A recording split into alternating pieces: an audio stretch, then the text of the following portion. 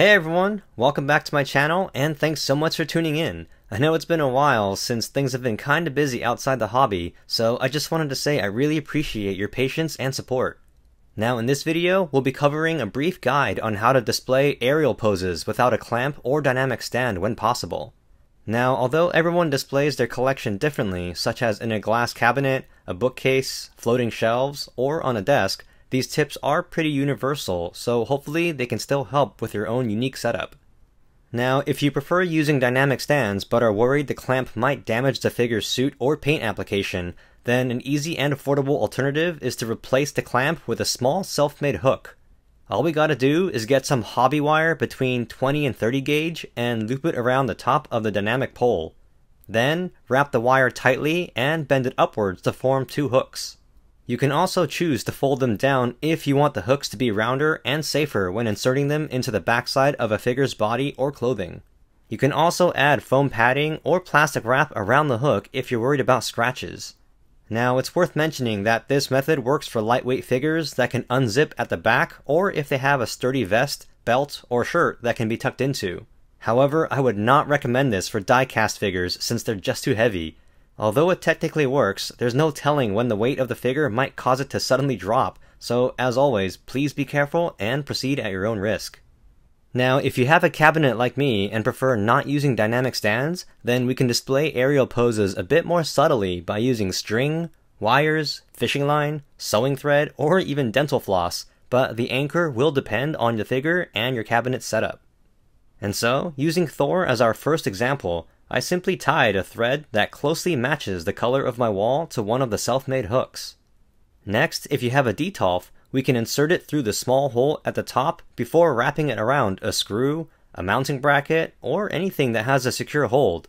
But if your cabinet or shelf doesn't have a hole through the top, 3M command hooks might be strong enough to hang your figure from the surface directly above, but I'd recommend using a few command hooks just for good measure.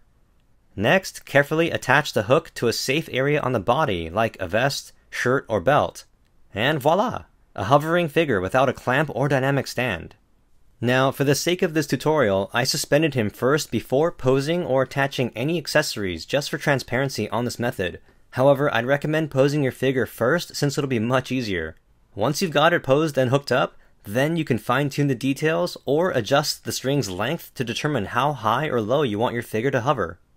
Now, I used a similar method for Doctor Strange, however I anchored his belt with a twist tie instead since a metal hook could damage the multiple layers of fabric, so just be mindful of your figure's material.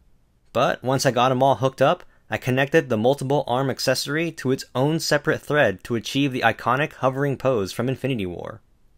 Also, this method does work for horizontal flight poses as well. For Beskar Mando, I used another twist tie to safely harness his belt and rear armor. Then, because he's in a lower shelf, I anchored him to a deconstructed shirt hanger that I wedged between the metal frame. It's the same method that I used to hang Iron Spider and various other figures in lower shelves that didn't have access to a small hole through the top. But that's pretty much it. A quick guide to displaying aerial poses without a clamp nor dynamic stand obstructing the view.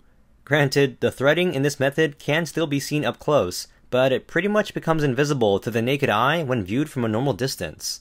Either way, I hope you enjoyed this video, or perhaps found it helpful and informative. If you did, feel free to give it a thumbs up and let me know in the comments if you plan on reposing your figures using these tips.